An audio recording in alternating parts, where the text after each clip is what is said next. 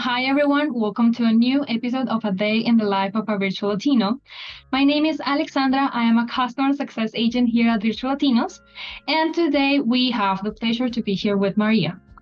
She's a project manager from Venezuela, and well, she describes herself as a chameleon. And we are going to find out soon exactly why she describes herself as that.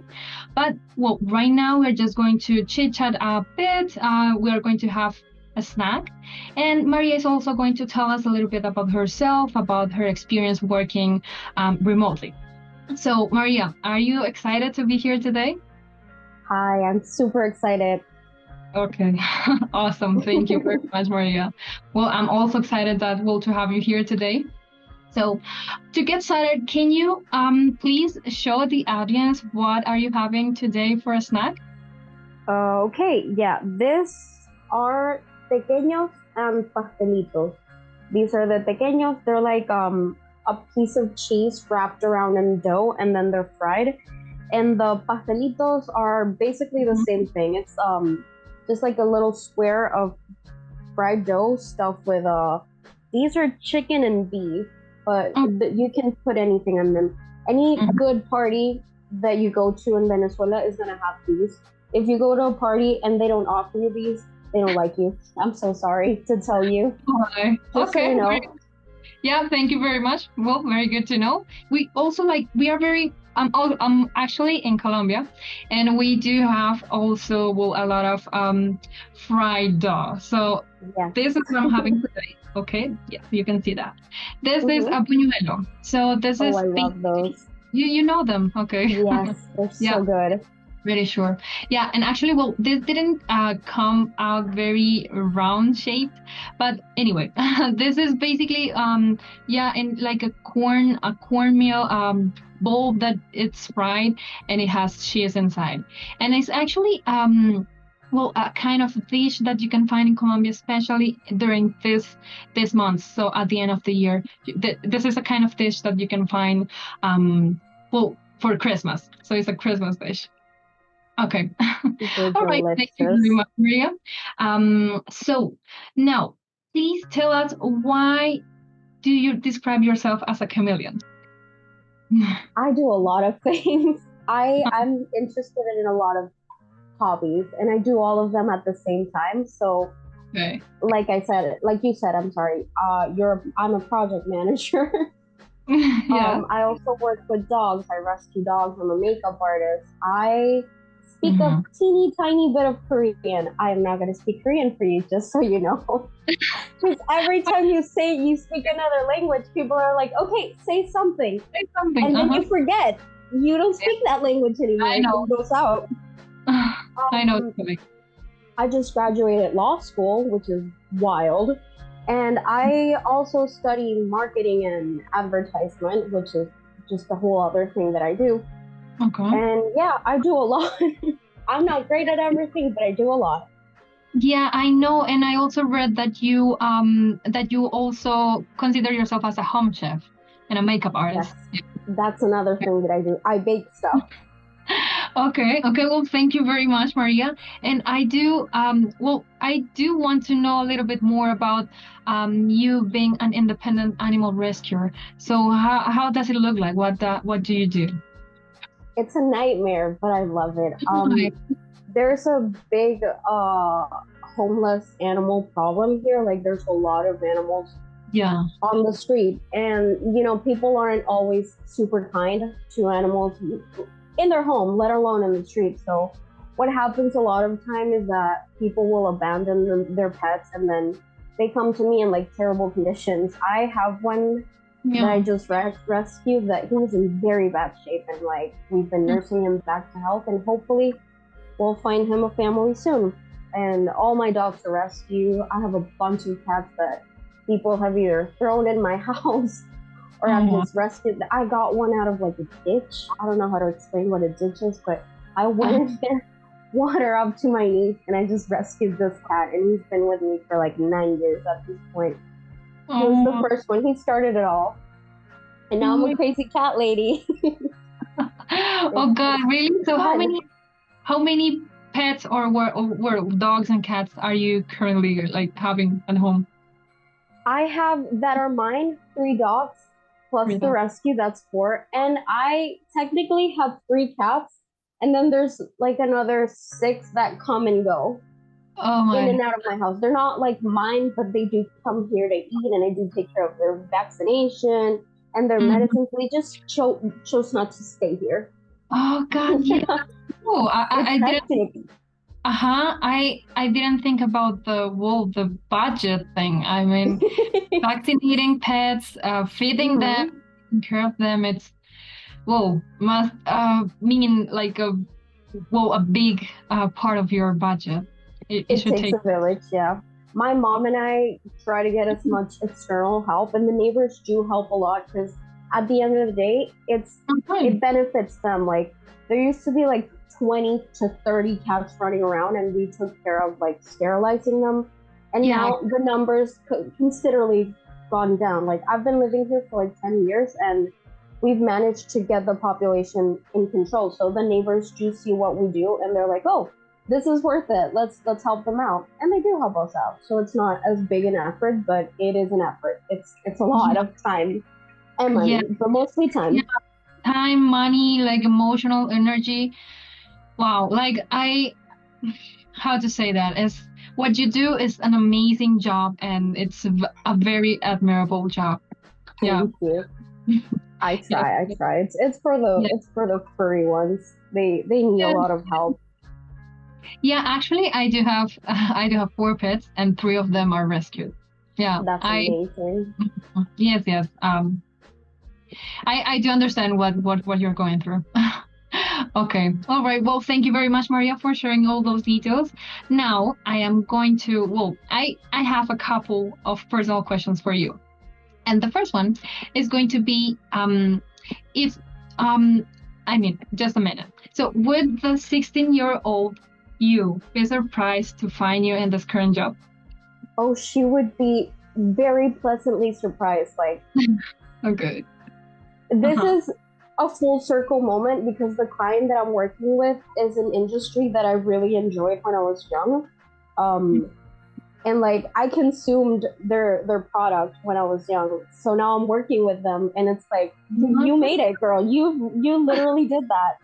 Oh my God. So it would be so special if she could, like, I was a very awkward, closed off kid when I was growing up, and like I had a hard time in school. And it would be like such a cool moment to be able to look at myself and be like, do you see this? Do you see what we did? She would be very proud.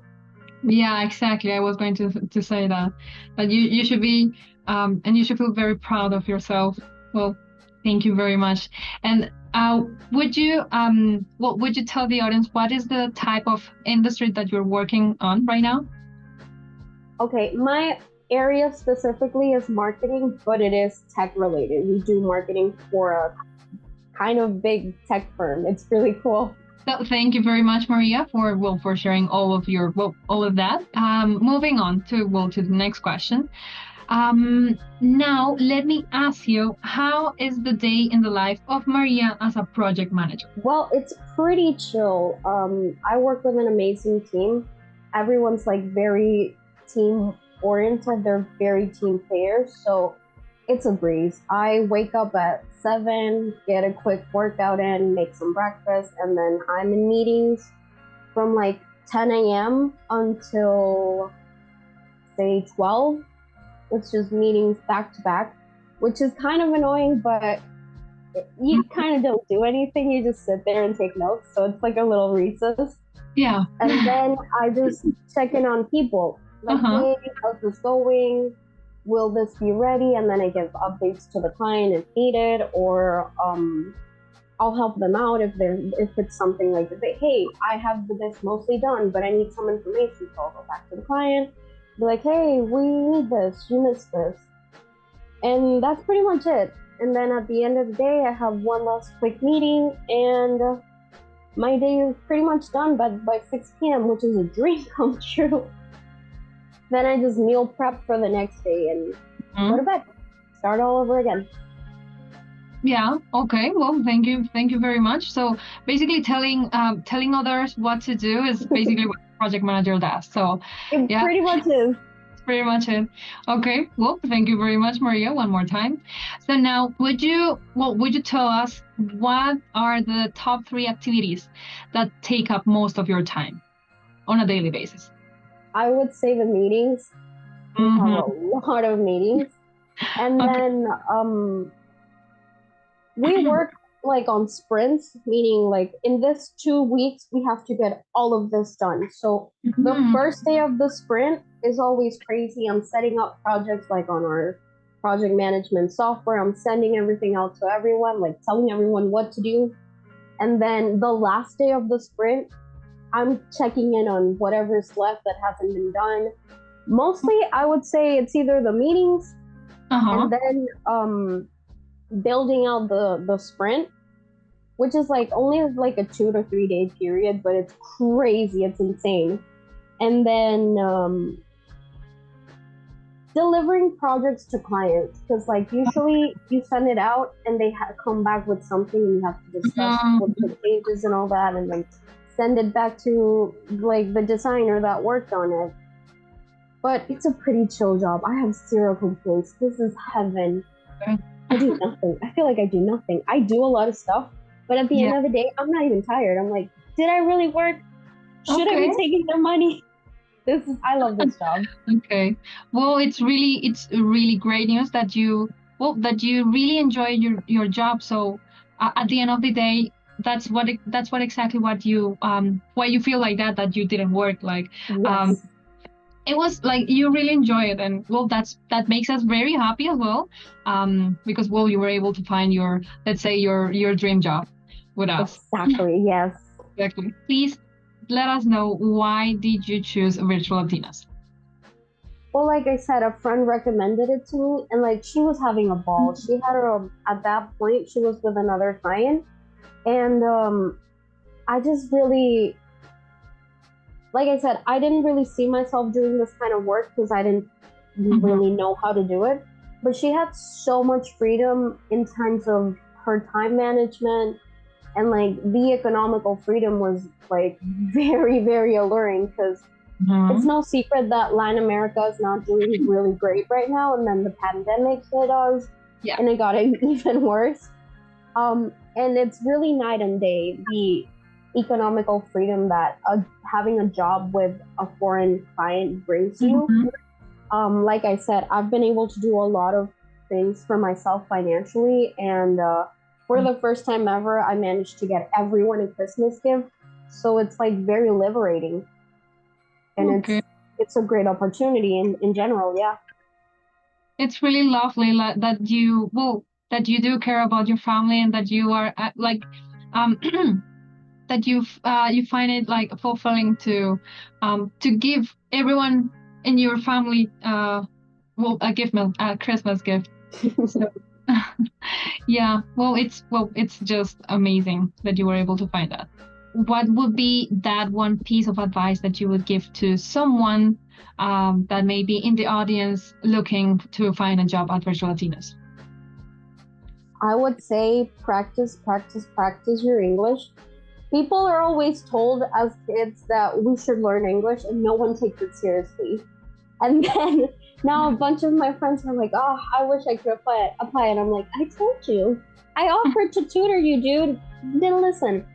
And work a lot on your communication skills, because I feel like a lot of it gets lost in translation. Even if your English is like amazing, like I still have times where I explain something and then I'm like, wait, that sounded wrong, and I have to go over it again. Since you're not in an office, you can't see face to face sometimes, and you can't always interpret what they're saying correctly. So do work a lot of communicating, and just like make sure they understand you and you understand your client, because that's the best and only way to completely fulfill what they need. So that was basically all of it, all of our conversation. I do want to thank you for taking the time, and want to thank you for taking and accepting this opportunity to be here with us. Thank you very much, Maria. So now, yes, You're very welcome. Thank you for joining us today. Don't forget to hit the like button and subscribe to see more episodes of a series of A Day in the Life of a Virtual Latino. Stay tuned. Our next episode will be out very soon.